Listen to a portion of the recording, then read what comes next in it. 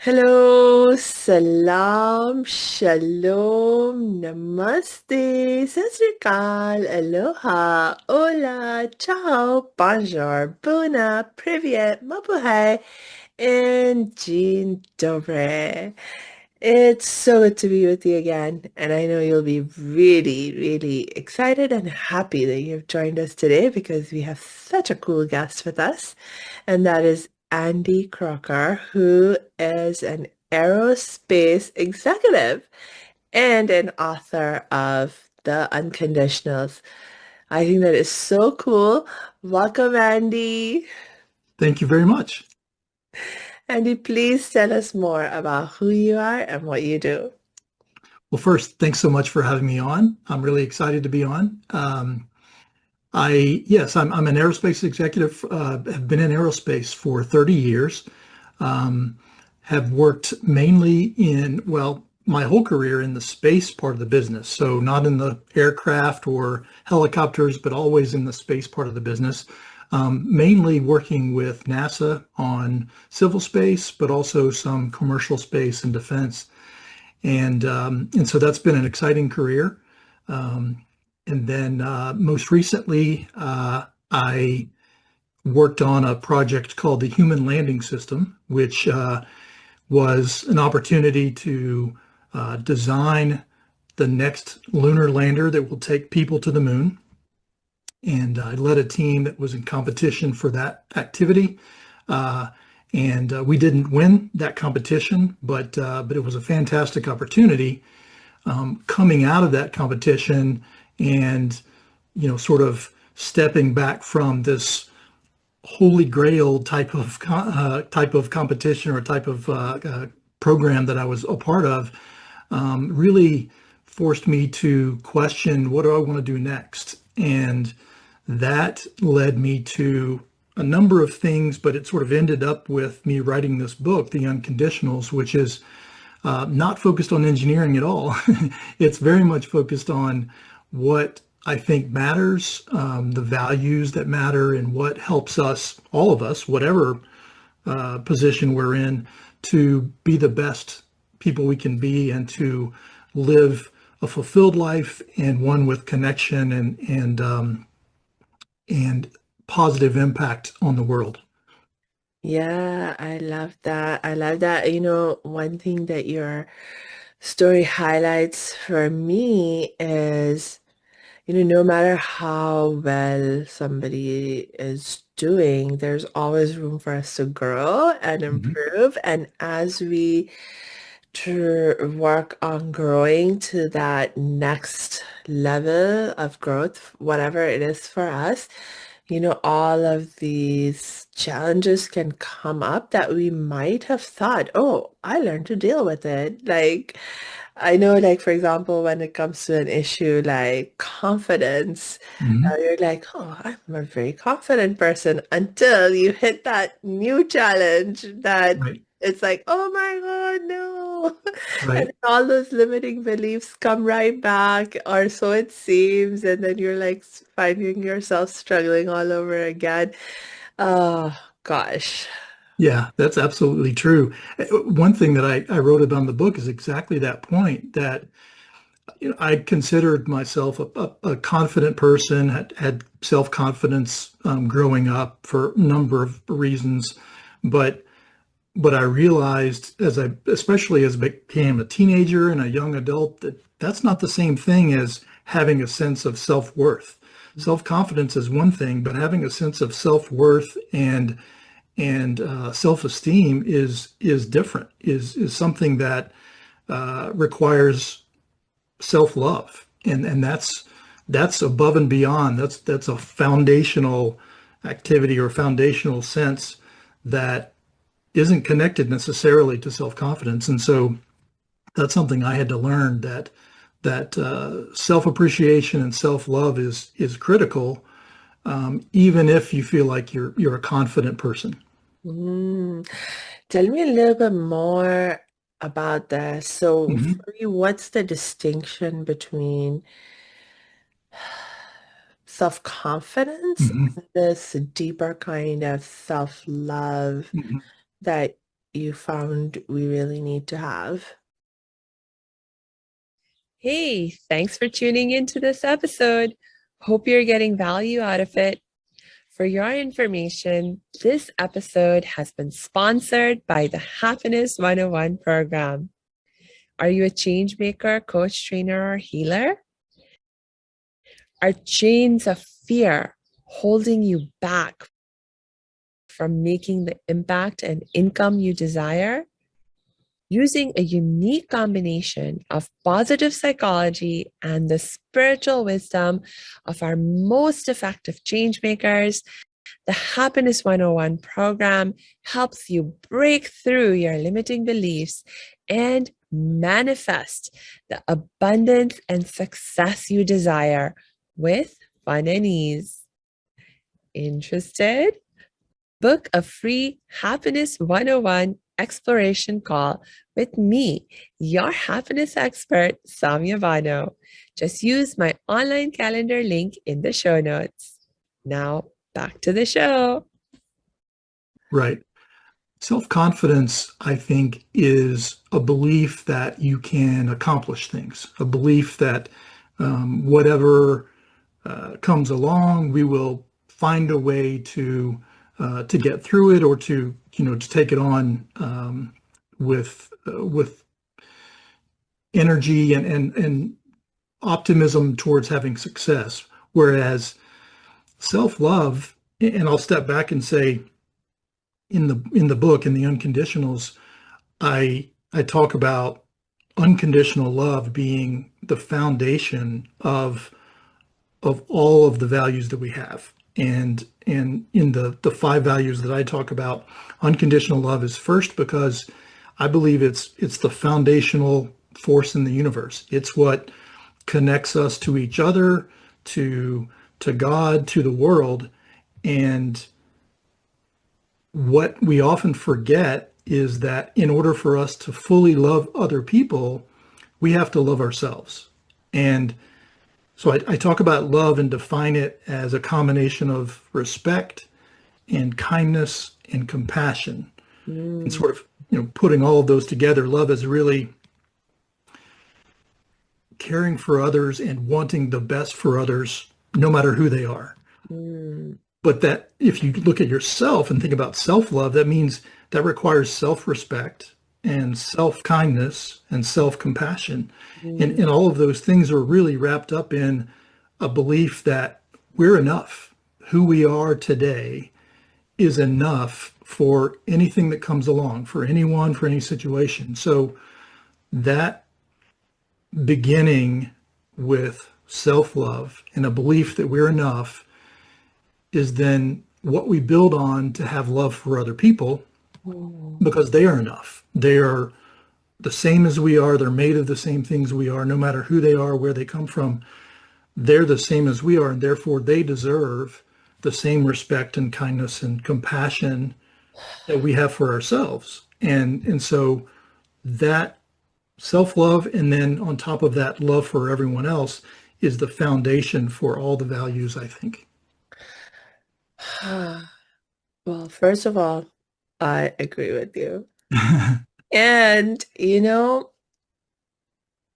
it's so, in some ways, amazing to me now that I have this shared perspective with you, Right. to realize that it's still not the common Right. understanding and the common reality for folks.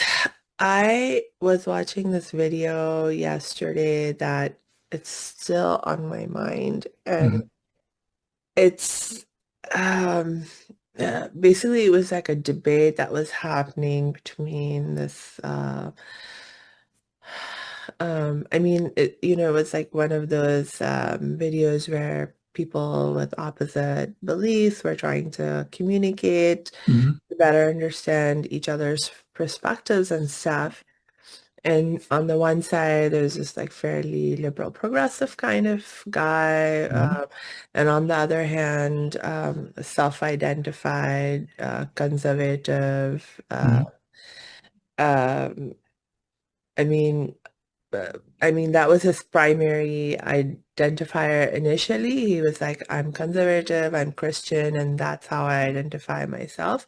Mhm. Um, but once the two of them started talking, like there were other labels that came into play, but that's not important. The point was that at some point, they were like talking, and this mm, conservative Christian person who identified himself as such, Mhm. he was like, he was like, no, I don't believe that even you, the person I'm debating with, has the Mhm. right to be here.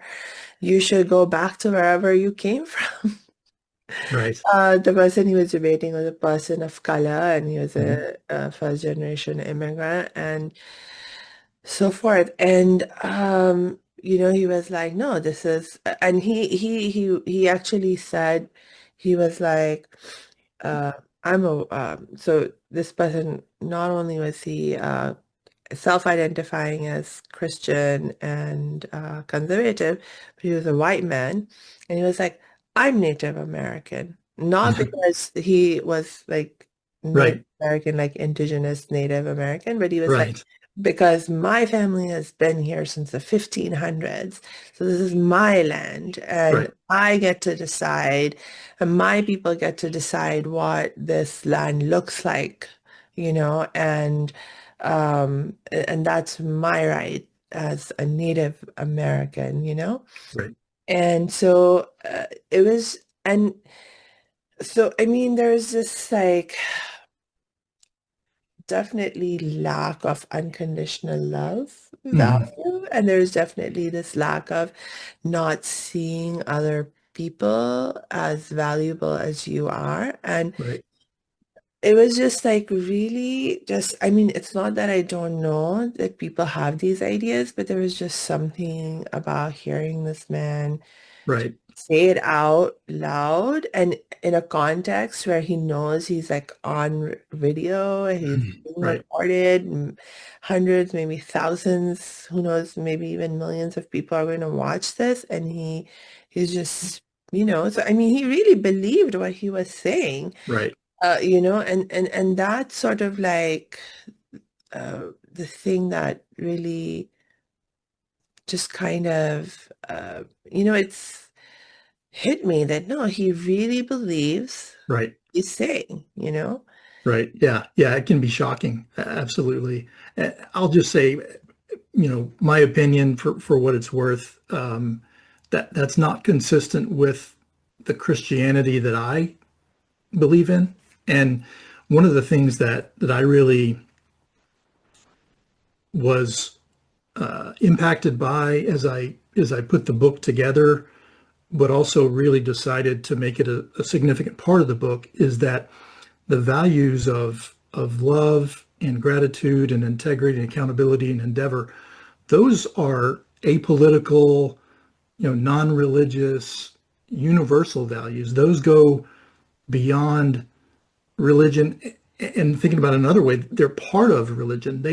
I point out very clearly that Christianity and Islam and Judaism and Confucianism and Taoism, all of these different perspectives and worldviews and religions have in common these values, and unconditional love is critical to all of them in terms of the very fundamental teachings of all of these religions. So when they get skewed by people who want to state a case that they think is favorable for them, which is a very conditional approach, it's distorting the truth of Christianity and Islam and other religions, that the fundamental truth that love is central to all of those.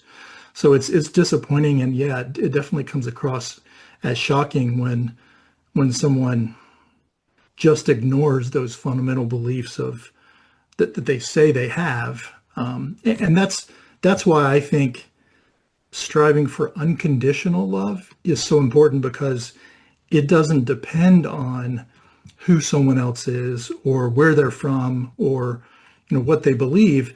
We love them because they're human. We love them because they're alive, and that's all that's necessary. And so we don't have to make a choice about should I love them or not. No, we do, because they're human. And I think that it theoretically is easier, but of course it gets overcome by all the things that happen in the world.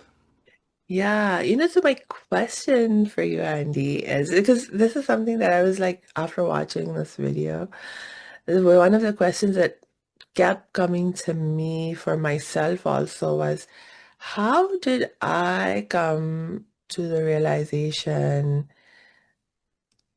and this is this point of holding this value for unconditional love? Because it seems like it's not something we can take for granted, that it's just something people will experience and believe and have. And I know, like, for me, I can actually look back at my own history and I can see I didn't always believe in the value of unconditional love either.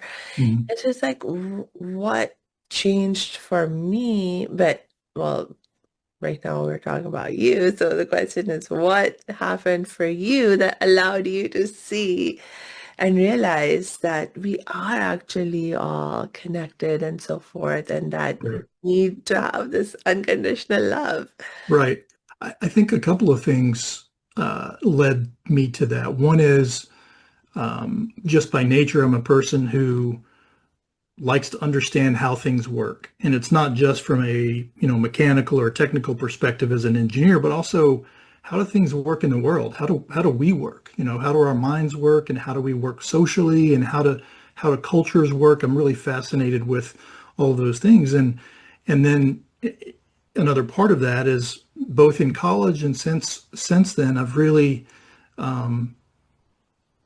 tried to learn more about other cultures, other religions. I've traveled a lot, but also tried to learn about other people and other beliefs, and those have really, one, led me to understand that those beliefs and cultures are so dependent on where someone is born, where they're raised, how they're raised, the people that are around them,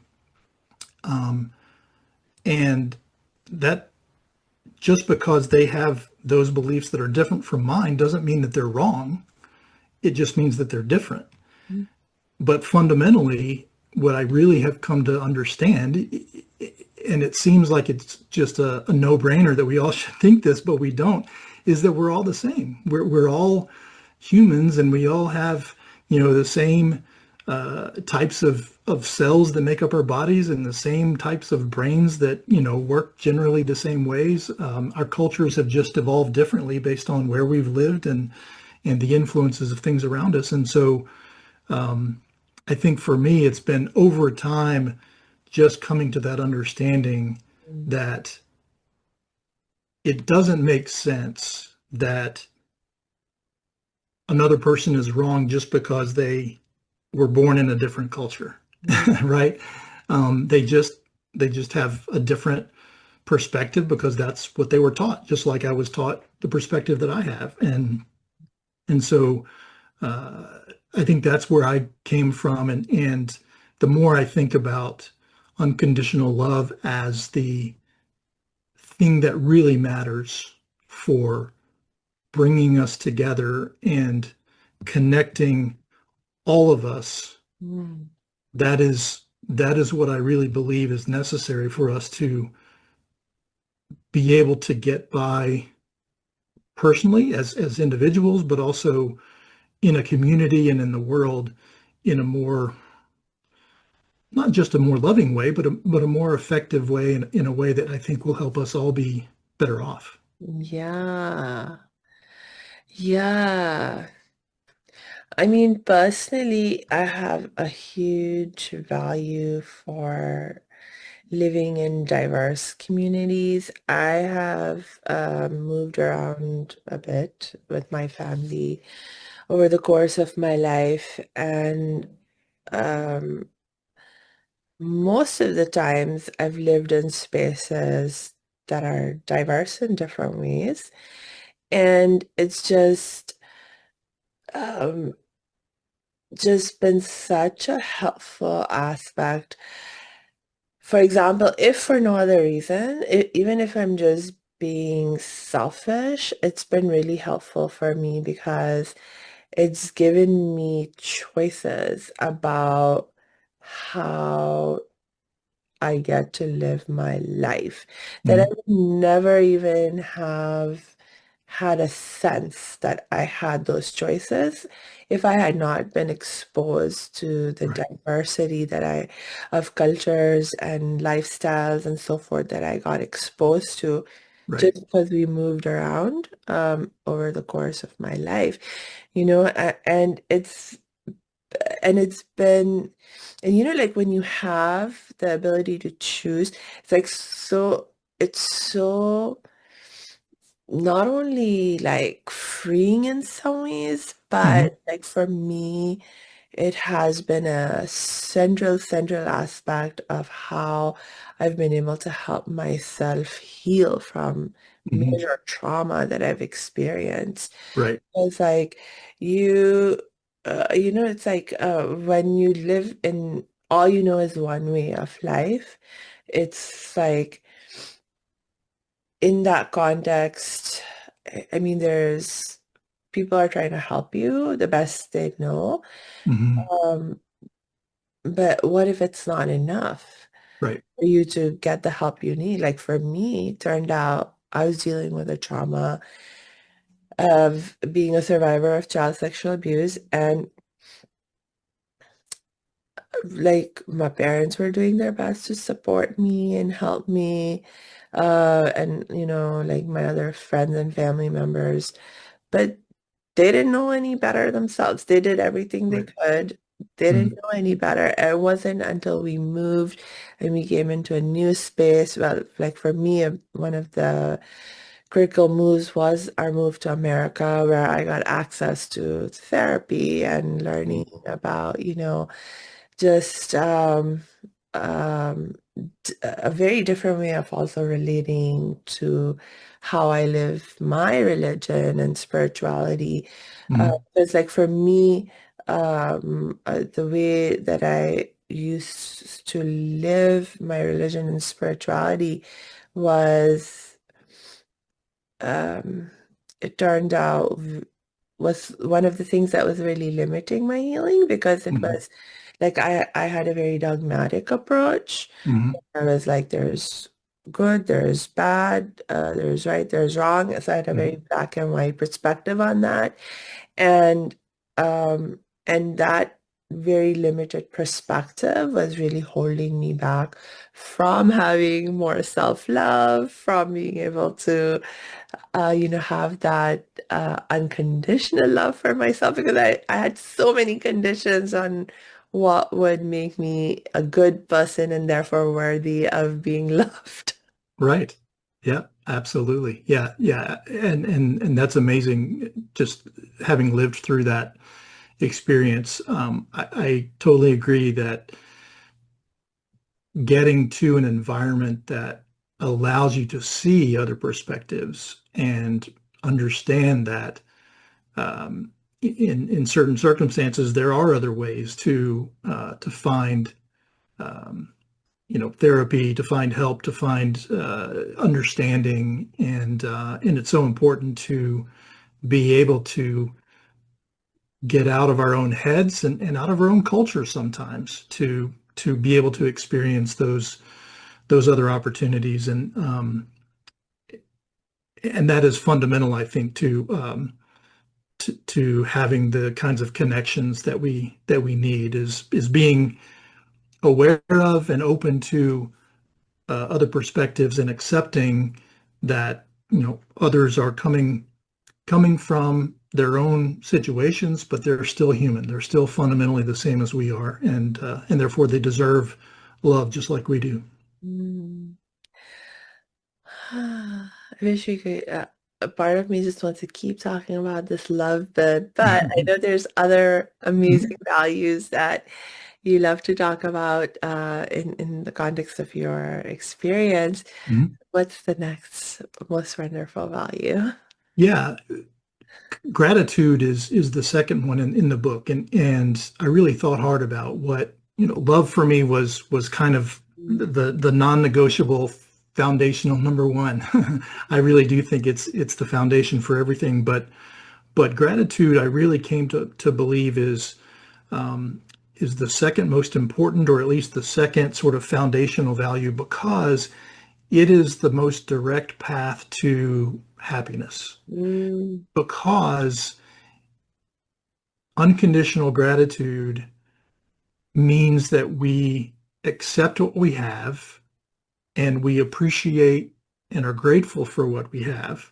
It doesn't mean we don't want more, it doesn't mean we don't try to get, more or better for ourselves or for our families, but it means we don't um, look down on ourselves or on others because we don't have what others have. We mm, appreciate what we have right now, and we make the most of what we have right now. And that I think leads to a peace and a contentedness and a happiness that is unique, and really goes with gratitude. Um, One of the stories I write about in the book that really has helped me understand gratitude is my own mother's death. My mom passed away unexpectedly. It wasn't something that we had known about, and she passed away, and it was devastating. We didn't have any reasons why it happened, and it didn't matter what we did or how we did it. We could never find reasons, and so obviously the immediate feeling is grief, deep grief, and questioning, and sometimes anger. Although I think for me it wasn't anger so much as just um, confusion and grief. mm, And what really helped me get past that was an understanding or a realization that I had a fantastic mother and mm, had decades of time with her where she taught me important lessons, and I had, opportunities to spend time with her. And even though it was very short, she did meet my children and, have a small impact on them. But I know she will have an impact on them through me. And that gratitude, that appreciation for all the good that I got from my relationship with her has helped me get past the grief. It doesn't mean mm, that it ended the grief. The grief is still there, but the first thing I can think about now is the gratitude mm. and the appreciation for what I did have when she was with me. Yeah.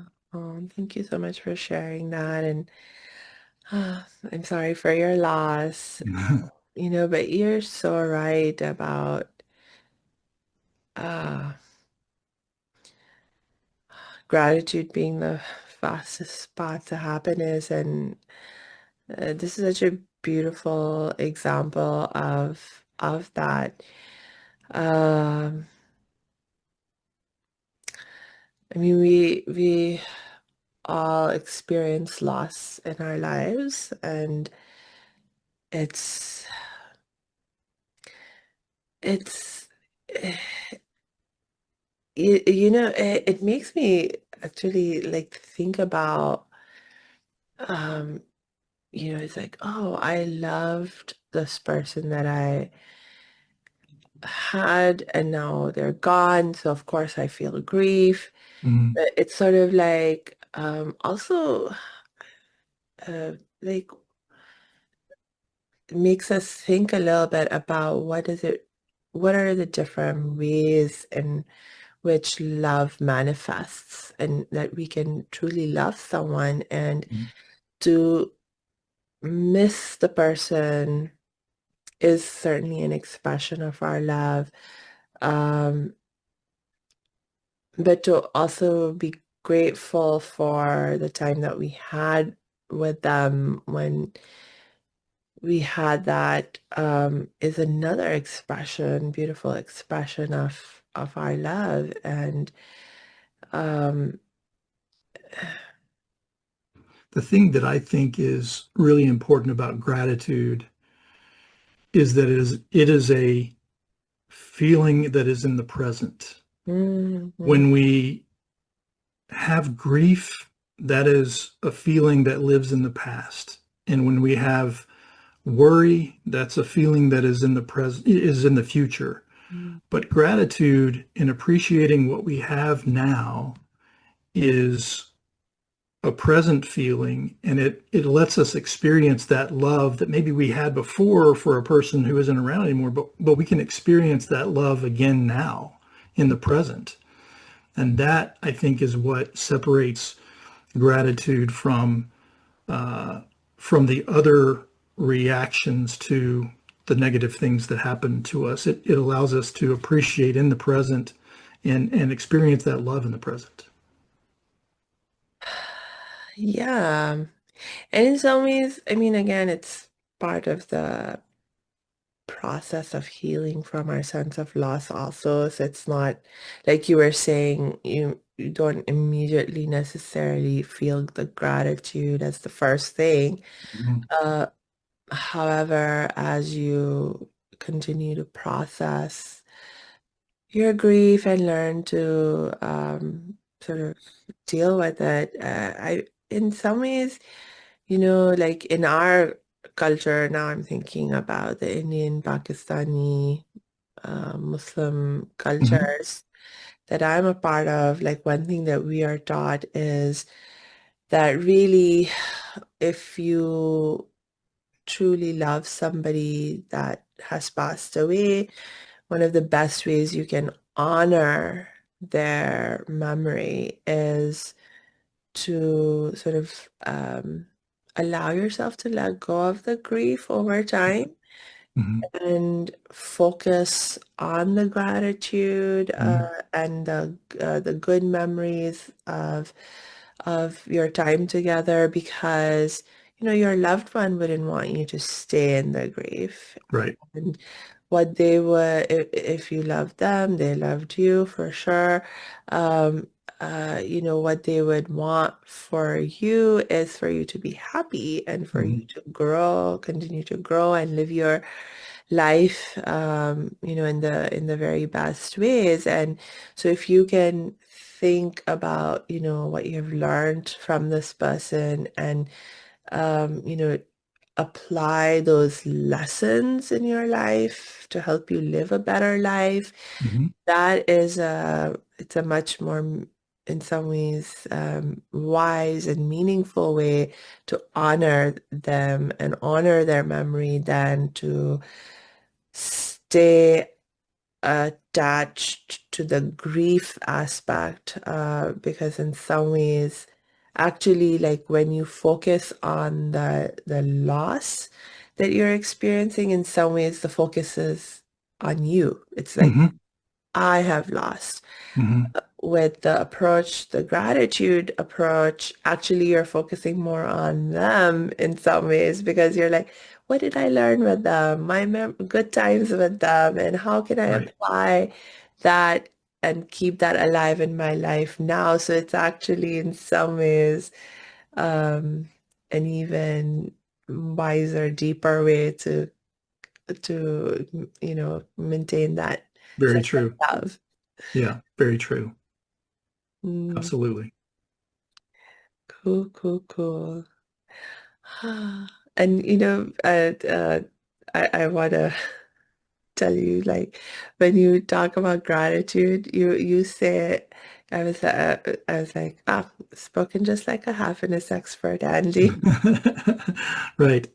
Absolutely. Yeah, it's very true. And again, I think love and then gratitude are so important to build on for Mhm. the other values. I think if we can at least work on those first two, then it helps us so much more in being able to achieve the other values that we have. And for me, integrity and accountability and endeavor, really build on love and gratitude, because love is foundational. It's that connectedness with the world, and then gratitude is that ability to appreciate what we have today, be present, and experience um, the good things that are going on in our lives. Mm. Yeah, so tell me more about the integrity piece. Mhm. Why is that so important? And how does that flow for you from the love and gratitude? Right. Integrity is certainly one that I think anybody, if you ask what are their values, so many people would say, "Oh, integrity is one of my values." But as I was working on the book, one of the things that I really came to understand is that integrity is really about wholeness. It's about being a complete person in how we think and speak and act. There are several aspects to integrity: honesty, obviously, trustworthiness, um, but also consistency in how we behave, and authenticity in being the same person in public as we are in private. And then, of course, fairness and loyalty are all critical, but the concept of integrity, and really the word integrity, means whole. Is the same as the comes from the same root as the word integer for mathematics, but it essentially means whole. And I hadn't really thought about it until I worked on the book, that integrity is about having a wholeness of character, so that Mm. we are consistently and authentically the same person. Mm. And unconditional integrity then means when we decide that we're a person with integrity, we will approach every situation, no matter what it is, and no matter what we might get out of it or what reaction may come from it, we will approach every situation with integrity the same way. And that creates a wholeness of character that is creates a centeredness and a peacefulness within us, but also helps other people believe in us, trust us, want to be with us, because they see that wholeness about us. Yeah, yeah. It makes me realize what you were just sharing, that for us to have integrity, we would first actually have to be clear on who we are, what our values are, so that we can then be consistent Yes, upholding them. very true.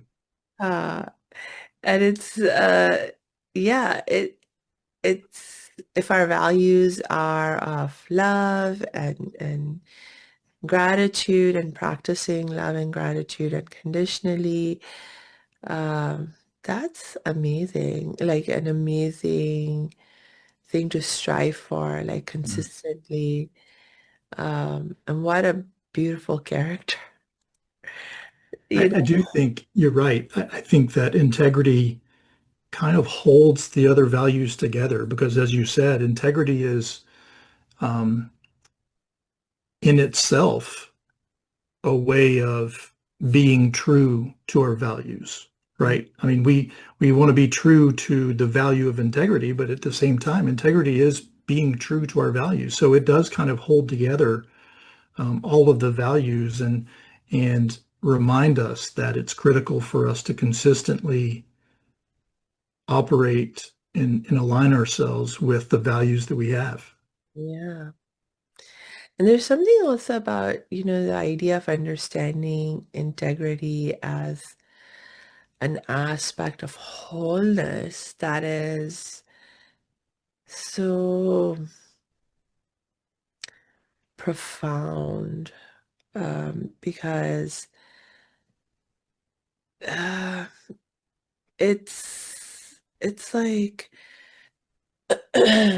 I think for me, that understanding connects back to also the idea of love because, like when we talk about love as an understanding of how we are connected, there's something about wholeness in that understanding of love, right? That Hmm. they're all parts of a whole. Hmm. And therefore we are all connected to each other. And so Hmm.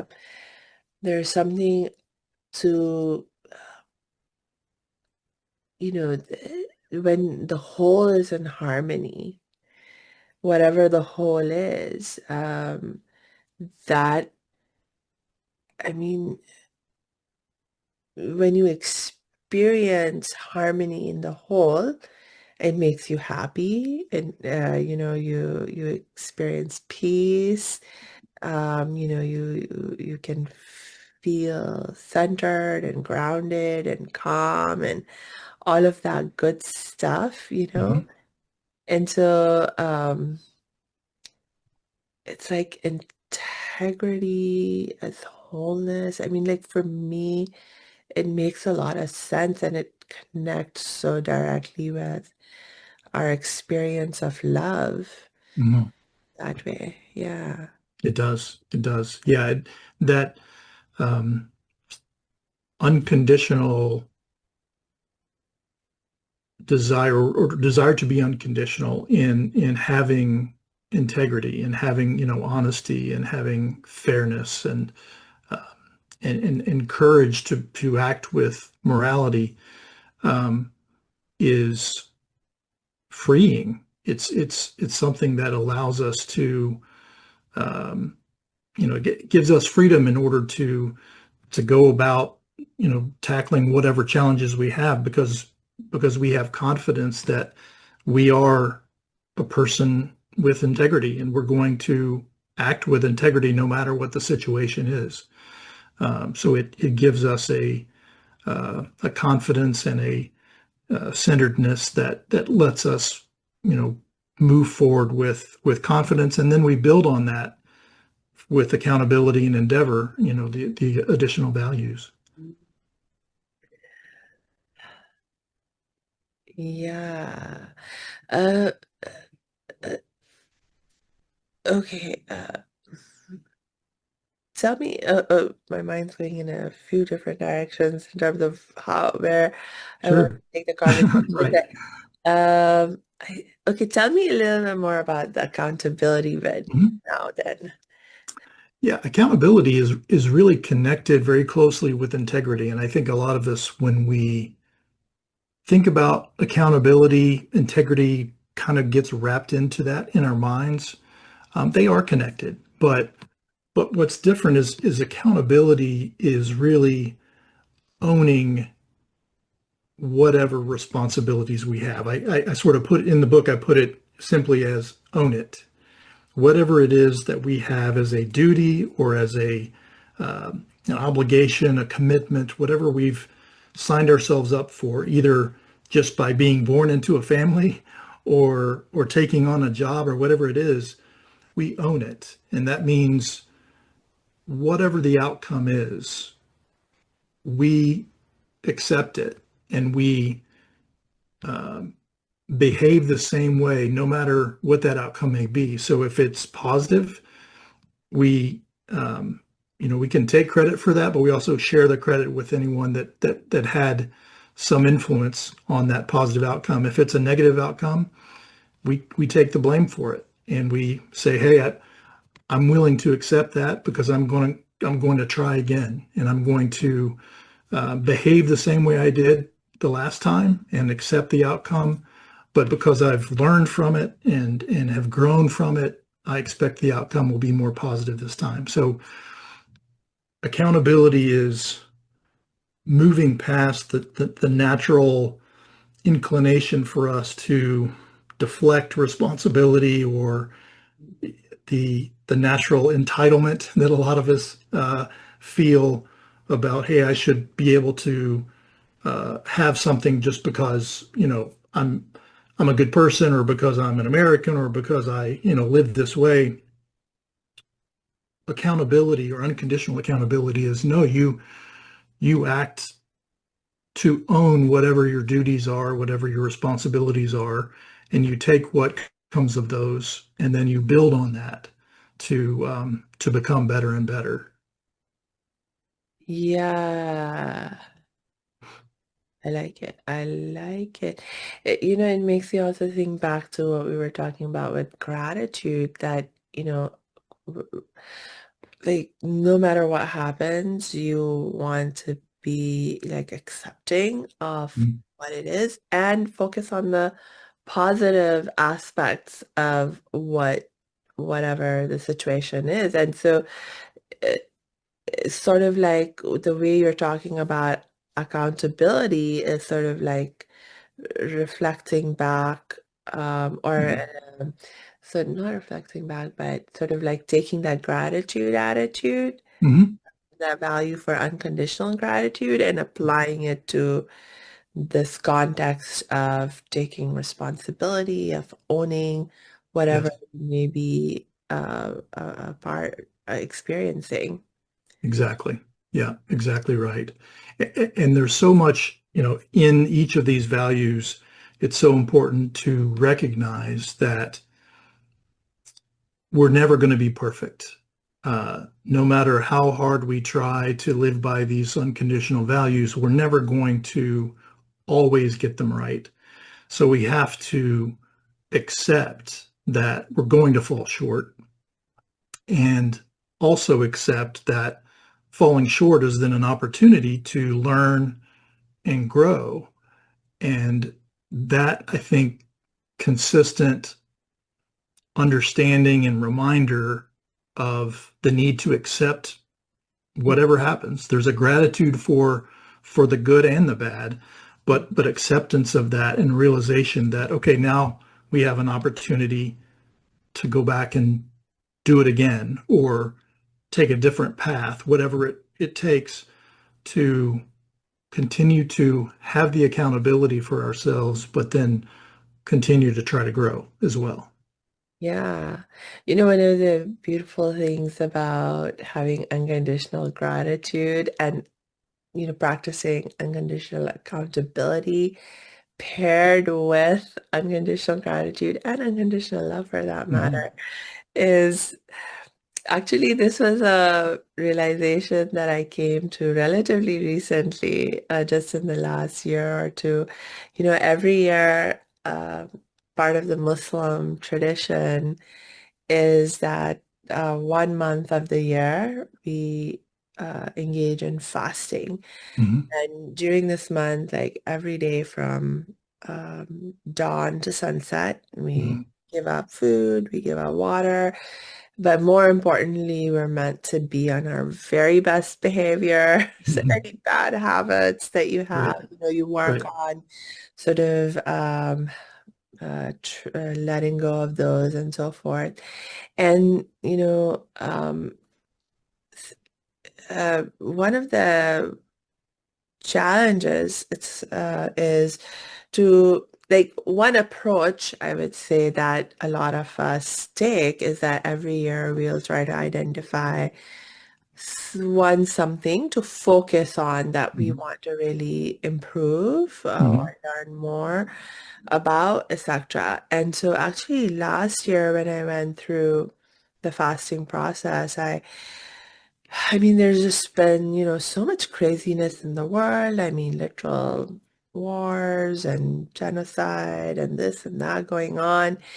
And it really made me want to understand the concepts and the ideas of mercy and forgiveness more deeply. And I mean, it's not like I've never thought about that Mhm. or experienced Sure. it. I was like, what more am I missing? Where can I go deeper, both in my own experience and my practice of forgiveness and mercy? Because I mean, I was just dealing with so much negativity and Mhm. these urges to be judgmental and be like, you wrong, you bad. Yeah. Right. kind of thing. And it's like, oh gosh. So, and one of the very, and I swear it's like, when you ask for guidance, and you focus your attention on something, the pathways of learning and those Mhm. opportunities to learn just come to you. Mhm. And, I realized, that, um, I don't know, it's just amazing to me, but for some reason, I'm like now, what, 42, 43 years old, and in my entire life of, like being a Muslim, no, for some reason, no one ever emphasized to me that there is this, I mean, whenever I thought of the concept of forgiveness as a Muslim, it just made me think about guilt, that there's something I've done wrong, I'm Right. guilty, and therefore I need to ask for forgiveness. Right. And, I didn't like the idea of feeling guilty. Didn't want to feel guilty, didn't want to feel blamed and shamed. And so I used to kind of run away from even wanting to acknowledge that I needed forgiveness. And so Mhm. like the prayers, we have like so many prayers that are about seeking forgiveness, and those were my least favorite prayers. Right. You know what? I'm living a good life. I think I'm doing my best. I don't want to be Right. blamed, shamed, judged, and by others, or do that to myself Right.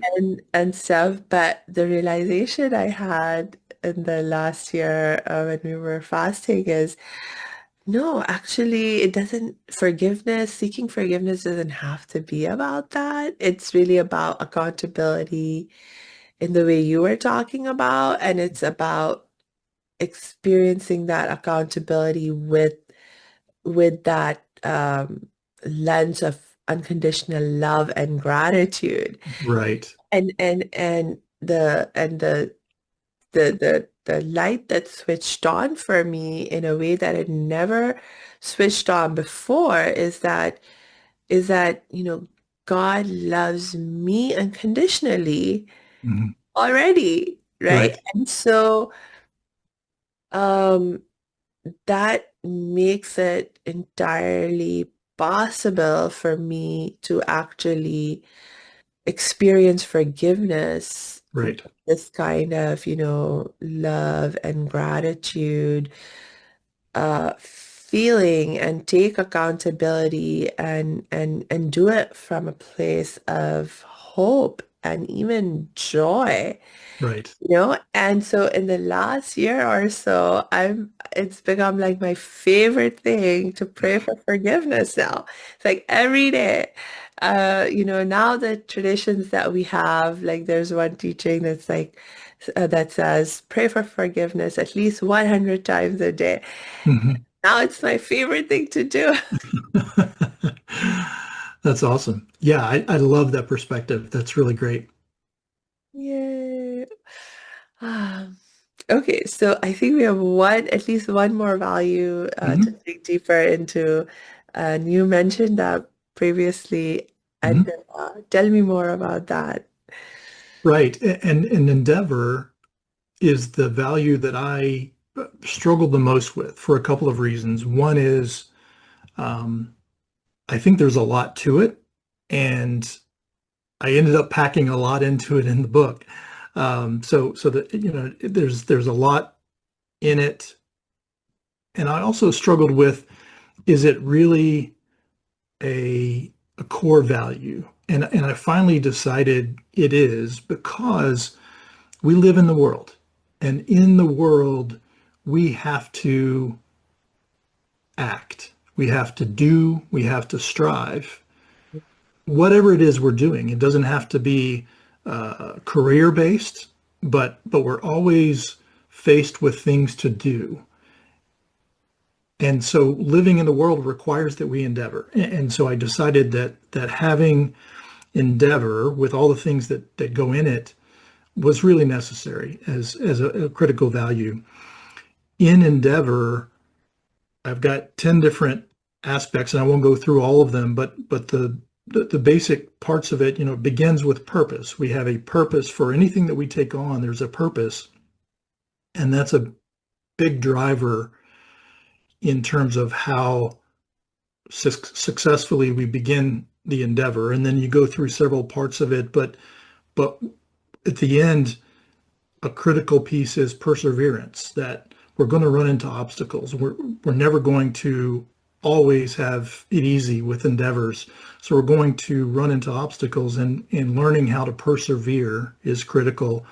And then the last piece, and really the reason that we endeavor, or the reason that we should endeavor, is to grow. So growth is the last piece that I talk about in endeavor. So endeavor really, I think, it's doing. So in many cases, it's, getting the things done that we need to survive. But the reason that we endeavor is to grow personally.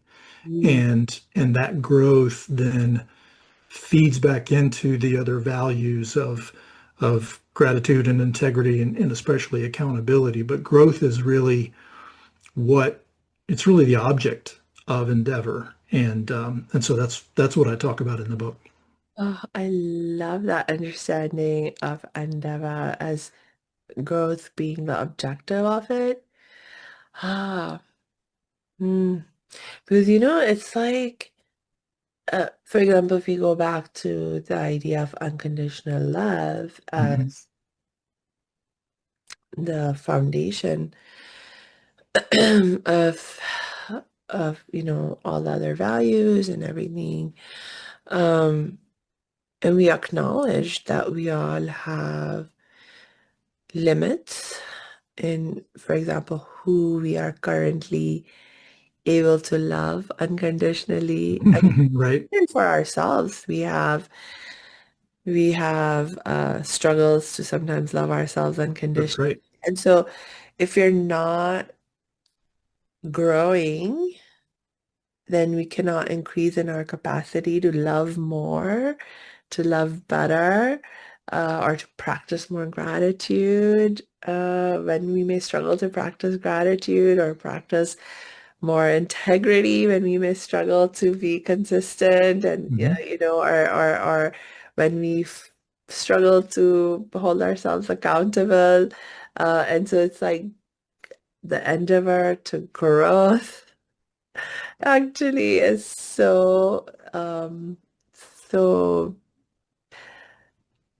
important, but Mhm. also like a- allowing us to live more fully Exactly. all the other values. And really truly, like, I was just talking with somebody um the other day. I was actually doing an interview for this podcast only, and I was talking to somebody who's a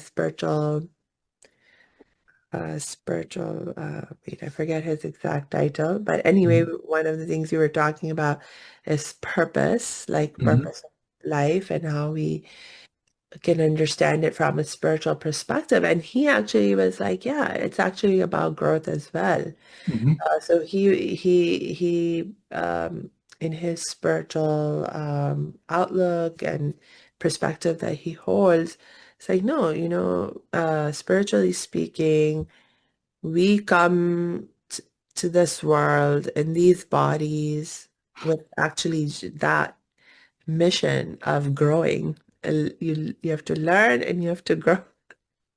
Yes, I totally agree. That's a great perspective, and I have the same perspective about, if not the purpose, certainly one of the purposes of spirituality. But I think it is central to spirituality to grow closer to God, and growing closer to God includes closer getting closer to other people, and trying to help bring the world together. I think all of those things are connected. So growth is absolutely critical.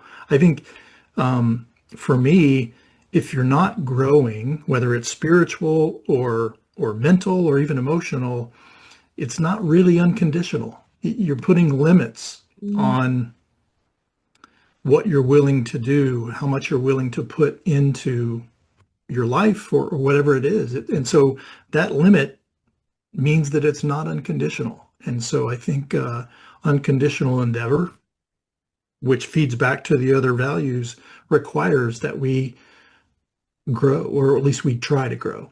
Yeah. Yeah, it makes me think of the saying also, if you're not growing, you're dying. Right, right. Yeah, I mean, having been in the business world, 30 years, sometimes that one's a struggle because it drives people to work harder and push and push and push. Um, but I do think from a personal perspective, we have to be trying to grow, knowing that we're not always going to be successful. We're going to have back steps, but we need to have in mind that growth is the goal. Growth, personal growth, again, spiritually, mentally, emotional, should be what we're striving for. Yeah, you know what you just said about the example of how this idea of growth can manifest in the business world just made me Mhm. think about that we need to like think a little deeply about what growth really means Mhm. because the kind of growth that people can be chasing after in in the business world certainly and other contexts. I mean, that can really take you in unhealthy places and it can really make you like, this is something that I've always been really concerned about as a business person myself, that I don't pursue growth of my business in a way that's going to harm the environment, that's going to harm other people. Um, because uh, like for me, that perspective comes from seeing growth within the context or of not within the just yeah, within the context, but also growth not like as an isolated value, but a value to be lived in conjunction with Mhm. these other values of love and Right, gratitude and so forth. Because if you just pursue growth, I mean, like that's how we are, like, I mean, at a very physical level, like our bodies end up developing cancer because the cells are in our bodies are like just growing. They're growing, growing, growing, and and in that they're without regard for how the the growth of those cells is impacting the rest of the body, the rest of the body systems. No, those cancerous cells, they're just growing, growing, growing, growing, and all they care about is growing, growing, growing, growing. And so then we end up with cancer. I mean, it's a literal disease, it's a literal sickness, and it literally kills us after some time right. because, you That's a know, great analogy. I really love that because I think what you're saying, it lines up so well with what I try to say in the unconditionals, which is we have to align ourselves with our values. We choose what our values are, and then we align ourselves with our values and then try to unconditionally behave in alignment with those values. And that includes growth. So as you're saying, if we're growing in a way that is trying to achieve metrics like more money, more fame, more titles, whatever it is, those metrics are not aligned with our values. And so that growth leads to bad results very often. So sometimes it may be short-term results that we think are good, but in the long run, they're not going to lead to the results that are healthy for us. And so the analogy to the body is a great one. If we're not aligned, if the cells grow and they're not growing in alignment with the purpose of that organ or the purpose of the cells that they're around, and they're just growing for the sake of growth, then it's going to lead to a bad outcome. So we have to make sure that we're always aligned with our values, and those values really make up who we are, Yeah. who we want to be, and who we are.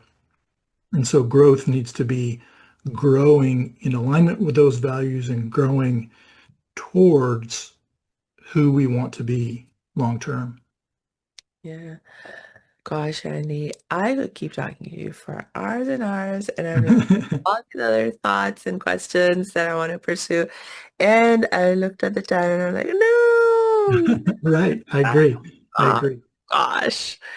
Did you have any last thoughts for right now? I've loved the conversation. Great questions, and really love the direction that we went with all of these things. It's really powerful. I think in connecting our two backgrounds and how these values really matter. No matter who you are.